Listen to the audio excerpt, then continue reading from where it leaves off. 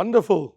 Now we come to, for us as Pentecostals, that's very special. We talk about the baptism of the Holy Spirit. What it is, how does it happen? And so I have a few wonderful things to share with you. I think it's important to remember that the day of Pentecost did not originate with Christianity. I mean, the Jews celebrate the day of Pentecost, the feast, the harvest, the wheat harvest feast, the feast of weeks, for very, very long time, for more than 1,000 years, 1,500, 1,600 years before Christ, because it comes from the Old Testament. It was an Old Testament feast. Part of the 7 feasts of Israel was Pentecost, which is an Old Testament term, which means 50. That's what Pentecost means. So we normally, when we say Pentecost, we think of the New Testament church. But for the Jews, that was an Old Testament feast. What was interesting and wonderful, it was on the day of Pentecost feast that the Jews were in Jerusalem, that the Holy Spirit power was poured out. So that's why today we connected with that feast, and we would call it Pentecost on the day of Pentecost. So the outpouring of the Holy Spirit power is, of course, a direct result of Christ going to heaven. And I mean, let me explain to you how it happened.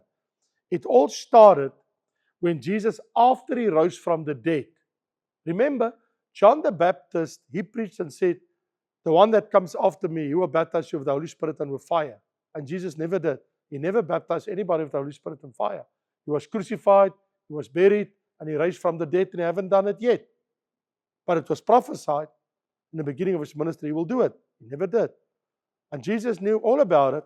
So when he rose from the dead, we read in Luke chapter 24 what happened. And so Jesus said to them, it is written, it was necessary for Christ to suffer, to rise from the dead on the 3rd day, that repentance and remission of sins should be preached in his name to all nations, beginning at Jerusalem. And you are witnesses of these things. He tells his apostles in the upper room where they were praying when he came into their presence. He says, behold, I sent the promise of my Father upon you, but you tarry in the city of Jerusalem until you are endued with power from on high. So here Jesus reminded him of that promise. But he said, I will send the promise of my Father upon you, but you tarry in Jerusalem. So after 40 days, Jesus went up to heaven, went to the Father. And from the presence of the Father, he received to send that gift. So the outpouring of the Holy Spirit was on the day of a Jewish feast, Pentecost. God chose, of the 365 days in a year, it had to happen on that day. And you know why? Because that was the day of the first day of the feast of the wheat harvest, where the Jews would celebrate the harvest that God has given him on the fields. It was a day of celebration. God poured out the Holy Spirit on that day to bring in a harvest around the whole world into the kingdom of God, into his church. That's the reason. For that exact reason. So many Jews from around the world, you can go and read in Acts chapter 1. They came to feast, to celebrate the feast on that particular day. You would even read where they say, we are from, and I mean, they said on the day of Pentecost, oh, we are from Parthians and Medians and Elamites and Mesopotamia, Judea, Cappadocia, Pontus, Asia, Pamphylia, Egypt, Libya, Cyrene, Rome. Jews and Jewish proselytes from all around the world were in Jerusalem for the feast, according to the law of Moses. And while they was there, the outpouring of the Holy Spirit took place. Early in the morning, 9 o'clock in the morning. 9 o'clock in the morning, God poured out His Holy Spirit.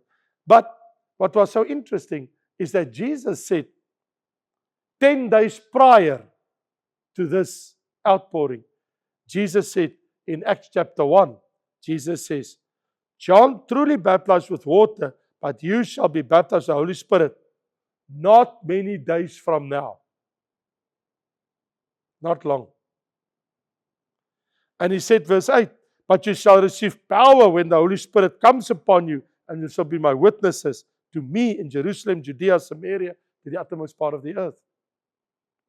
So here's a wonderful thing, and that is that Jesus said 10 days before he departed to heaven, but Jesus said when he was ready to go to heaven on the 40 days, not many days. And we read, and so he led them outside on the Mount of Olives.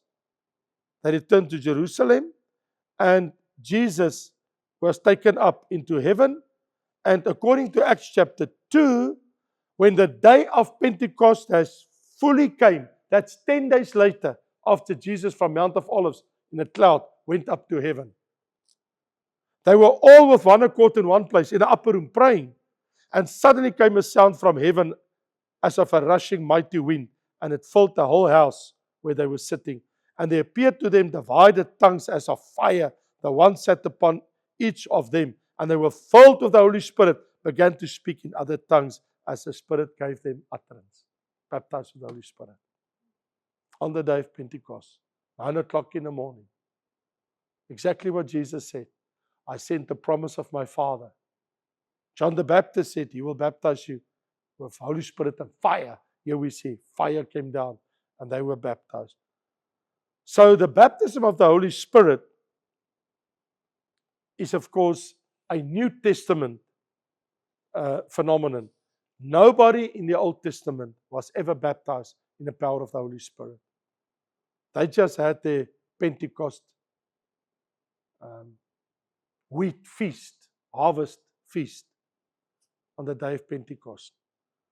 70 times 7 on the weeks, and the day after, which is the 50th day. So if I go to the scriptures now, I would ask the question. I would like to just ask a few questions. First question, who is the baptizer with the power of the Holy Spirit? Who do you think baptized with the Holy Spirit? John said in Matthew 3 verse 11, John the Baptist, He, Christ, the Messiah, He will baptize you with the Holy Spirit and fire. Did you know? You read it in Matthew, Mark, Luke, and John. All 4 Gospels. So it's not the Father that baptized me. It's not the Holy Spirit.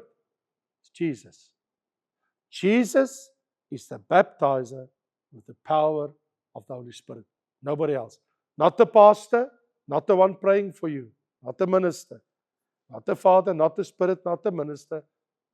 Jesus Himself. He's a baptizer of the Holy Spirit. And of course, the second question is, what is the impact? In other words, what will happen if I'm baptized with the Holy Spirit, as we see happened in the New Testament church? Well, Jesus said in Acts chapter 1 verse 8, you shall receive power when the Holy Spirit comes. And in verse 8 He says, and you shall be my witnesses.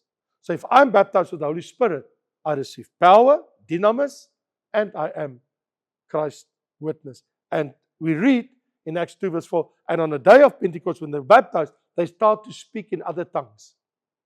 So you start speaking in a different language, in a language you never learned, a heavenly language. So that gift, because it's also called a gift of the Holy Spirit, and that is to receive the power of the Holy Spirit, not the person of the Holy Spirit. You have to make, and I can ask the third question, what is the distinction, the difference between the person and the gift or the power of the Holy Spirit? Now, when we say we believe in the power of the Holy Spirit and to speak in other tongues as Pentecostals, what we're saying is we believe in receiving the gift of tongues, speaking in a heavenly language, the manifestation to speak in an unknown language, Nobody understands it except if the gift of the interpretation of tongues would manifest. Otherwise, nobody would know. Not even the person that speaks knows what he says. But God knows. But here's the thing. I received the person of the Holy Spirit to indwell me, the third person in the triune Godhead, the day I was born again, when I gave my life to Christ. So the day when I become a Christian, a truly born again Christian, that day was the day when I received the person of the Holy Spirit. In other words, the Holy Spirit, which is the third person in the Godhead. And Acts chapter 5 says, He is God. So when I receive God, the Holy Spirit, in my heart, I have the person of the Holy Spirit in my heart. He lives inside of me. And so now, when I'm baptized with the Holy Spirit, I receive the power of the Holy Spirit that is inside of me. So the baptism of the Holy Spirit has to do with power from on high. That was a promise that Jesus said, I will go to the Father and I will receive, and you will be baptized with the Holy Spirit and receive power to be my witness. This is what to happen. So in regeneration, being born again, I received the gift of the Spirit. When I'm baptized with the Holy Spirit, I received the gift of the power of the Holy Spirit. So when we talk about Holy Spirit baptism, we're talking about the power of the Holy Spirit. So to be a child of God means the Spirit lives inside of me. To speak in heavenly tongues means I have received the power of that Spirit that lives inside of me because Jesus baptized me in the power of the Holy Spirit. So the proof that I'm a child of God is that the Holy Spirit as a person lives inside of me. The proof that I'm baptized with the Holy Spirit means I speak in a heavenly language. If I don't, then I'm not baptized with the Holy Spirit. You might think, so what's the reasons why believers are baptized with the power of the Holy Spirit? Well, I mentioned already to you, one of the reasons is you shall receive power. Don't you want spiritual power? If you want spiritual power, be baptized with the Holy Spirit. The other thing is, it makes you a fearless witness, because in Acts 2 verse 14, Peter locked the door out of fear for the Jews. But when they were baptized with the Holy Spirit, they opened the door and they went out and he started preaching and speaking to people. So being baptized with the Holy Spirit gives you a fearless spirit. You don't fear. You don't fear man, because you know what you received from the living God. You fear God. You don't fear man.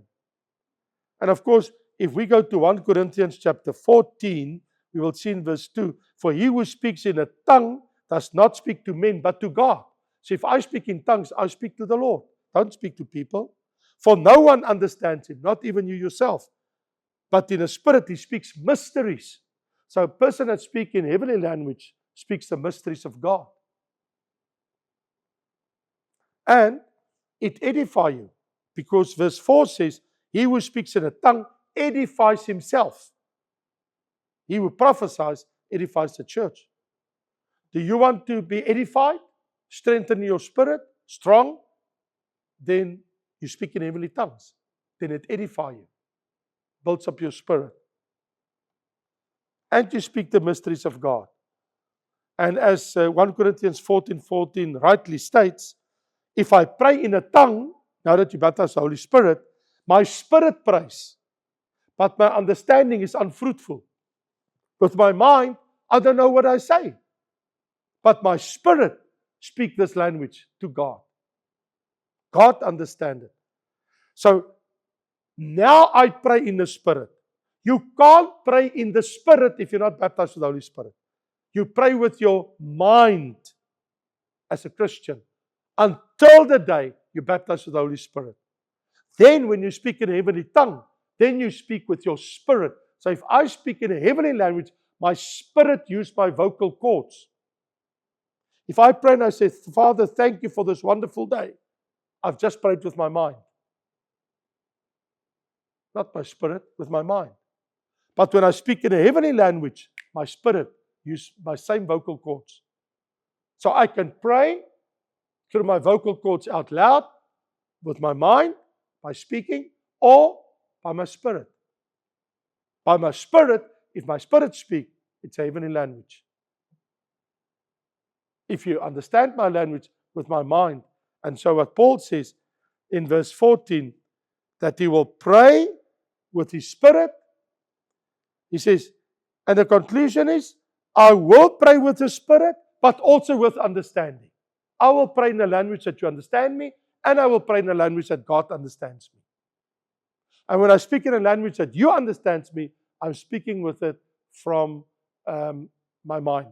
When I speak a language that you don't understand and God understands, I'm praying with my spirit. He says, I will sing in tongues. I will sing with the spirit. That's singing in tongues. I will also sing with understanding. So when our chorus leader says, let's sing the song, you sing with your mind. You read the letters. That is singing with your mind. But Paul says, but I will also sing with my spirit. Means I'm singing in tongues.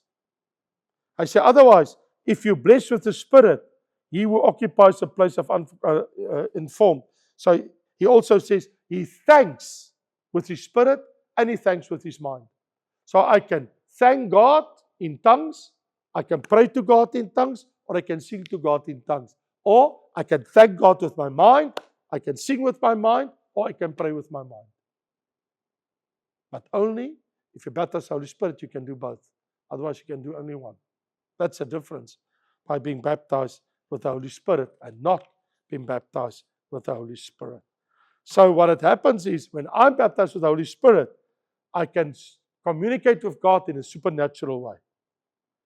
And I have an extraordinary liberty, freedom in the Lord. And I have this evangelistic zeal, because you shall receive power and you will be my witness. Spiritual strength, power for ministry, power to witness when I'm baptized with the Holy Spirit. And of course, there's conditions. Some people sometimes ask me, is there conditions? And of course, there's conditions. Because the Bible says, repent and be baptized in water, and you shall receive the gift. Acts 2, verse 37, 38. When the people heard Peter on the day of Pentecost, they said, what shall we do? He says, repent and be baptized. And then you will receive also what we receive, the baptism of the Holy Spirit. You first get baptized in water, and we will pray for you, and you will receive the power of the Holy Spirit. It's like Mark chapter 16, verse 16 and 17 says, he who believes and is baptized will be saved, and he who does not believe will be condemned. And these signs shall follow those who believe. In my name they shall cast out demons and will speak with new tongues. There you go. If you believe and you are baptized, you will speak in new tongues, heavenly tongues, the manifestation. And the Bible calls it spiritual gifts and the best gifts in 1 Corinthians 12 and 1 Corinthians 14. So if people normally ask, what shall I do? Then we shall say, repent, come to conversion, accept Christ, be baptized in water, and by faith come to the Lord. Have a desire, because Paul and them, they laid hands on people and prayed for them, like in Acts chapter 19, and they were also baptized with the Holy Spirit. And sometimes there's barriers when people say, but why can't I speak in heavenly tongues? What is the problem? Am I not spiritual enough? What is the reason? And I've found through the years praying for people for the baptism of the Holy Spirit, I have seen more than 4,500 people baptized with the Holy Spirit in my ministry. More than 5,500. More than that. And I have many times seen when people have a problem to be baptized with the Holy Spirit, most of the common reasons, one of it is unbelief. And unbelief and fear goes hand in hand. That there's no time for unbelief. If you trust God and you take Him on His word, the word of God is clear. Mark 16, verse 17. For those that believe, these signs shall follow. With new tongues they shall speak. We believe it. One of the other barriers is guilt. And because people struggle, the devil tells you, no, you've got sin in your life. Why would the Lord baptize you? There's things in your life. And then my answer to that normally is, well, I also have a Bible. I can read my Bible. 1 John 1 verse 9 says, if we confess our sins, He's faithful and just to forgive us our sins and cleanse us from all unrighteousness. Then go to God and say, Lord, please forgive me my sins so that I can pray for you, so that somebody can pray for you to be baptized with the Holy Spirit. Of course, you have the barrier of people think there's an unwillingness from God's side.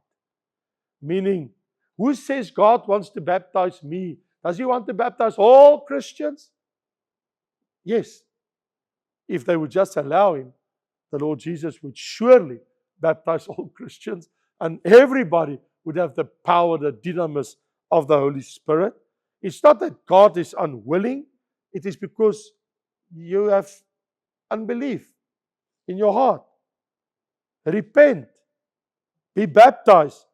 And you shall receive the gift of the Holy Spirit. Acts 2 verse 38. There's no unwillingness from God's side. I mean, otherwise I can one day turn up in heaven and say, Lord, you didn't baptize me, but you baptized all those people, but you didn't baptize me. If you baptized me, I could have done what they've done, but because you didn't baptize me, I'm sorry, Lord, I couldn't do what they did. Then you have a very good excuse. The Lord will say, it was up to you. It was there for the taking. Just come by faith. Receive it. Oh, and then sometimes people tell me, oh, God has His own time. Really? The time is now. Do you think God wants to baptize you the day before you die? Why would He do that then? Means nothing. In heaven, nobody in heaven speaks in tongues for that reason. Baptized with the Holy Spirit. Nobody in heaven is baptized with the Holy Spirit. Because according to 1 Corinthians 13, it says, all these gifts, speaking with tongues and all these things and prophecy, doesn't exist in heaven. You don't prophesy in heaven for somebody. You don't speak in tongues in heaven. You're already there. 1 Corinthians 13 says, it will pass away. It is for this life. It is for now. If you don't have it now, when do you want it? So Paul, in Acts chapter 19 and places, when they see people come to Christ, they went and they prayed for them to receive the baptism of the Holy Spirit. Lastly, there's this barrier of incorrect perception. Sometimes people think, oh, strange things are going to happen, They're going to pray for me and I'm going to fall over. I'm going to roll under the benches. I woke up tomorrow and I don't know where I was yesterday. Some people think we're going to throw doves in the church and the doves will flutter. And some people think I'm going to lose my mind and I wake up on another day and I wonder where I was. That's the Bible says on the day of Pentecost they start speaking in tongues. All that's strange is you speak in a tongue you never learned. That's strange. Yeah, but that's about it. All the others is fleshly reactions from human beings. God don't throw you on the floor and roll you in the dust. What will you achieve in that? God wants you to speak in a tongue. That's what needs to happen. A heavenly tongue. Let me close. How do I receive the baptism of the Holy Spirit? Speaking in heavenly tongues. How do I receive it? You receive it like all the saints in the Bible received. Everybody else. There's two things. Two things involved here. When you're a Christian, you pray in faith. You believe God's word. And you stand on the word of God. It is a promise of God. There's no left. There's no right. Jesus is the baptized Holy Spirit. And by the way, if you want to be baptized, God is not going to pour it out. He did it 2,000 years ago. I mean, it's like you come to me and say, oh, I want to give my life to Jesus. Will he die for me today on the cross? Also for me, I need Him to die for me on the cross. No, He already did it. And the baptism of the Holy Spirit is poured out 2,000 years ago. So if you want to be saved, All you come by faith, you accept Jesus Christ now into your life. And if you accept Him now into your life, you're a Christian today. He died for you a long time ago. Baptism of the Holy Spirit happened a long time ago. You just come by faith, and today you accept it, and you baptize with the Holy Spirit and speak in tongues. I said there's two things. You pray in faith, and you speak in faith. And what do I mean when I say you speak in faith? The Bible said, you can go and check it out. In Acts 1 verse 14, they all continued with one accord in prayer and supplication. They were baptized with the Holy Spirit while they were praying. You pray. Acts 2 verse 4, they were filled with the Holy Spirit and began to speak with other tongues. They speak. Acts 10 verse 46, they heard them speak in tongues and magnify God, speaking in tongues. Acts 19:6, they spoke with tongues and prophesied. 1 Corinthians 14 verse 2, he who speaks in a tongue speaks not to men but to God. 1 Corinthians 14:4, he who speaks in a tongue edifies himself. Every time it's exactly the same. You speak. If you close your mouth, nothing will happen. God has never baptized Jesus, has never baptized anybody with a closed mouth. You open your mouth and you start praising the Lord. And by faith, when that words come, you speak that word. And the Lord give you the power of the Holy Spirit. In every case in the Bible, the person did something that speak in tongues. He speak. They spoke in tongues. So, you should start praising, worshiping God, thanking Him, and by faith says, Lord, thank you for the gift of the Holy Spirit that I can also worship and praise you with the Holy Spirit. And lastly, in 1 Corinthians 14 verse 39, Paul says, therefore, brethren, desire earnestly also to prophesy, and do not forbid to speak with tongues. Don't stop it. 1 Corinthians 14 verse 39. Earnestly desire that you can also prophesy, but I do not forbid to speak in tongues. Let them speak in a heavenly language and praise God. Amen. Until next time.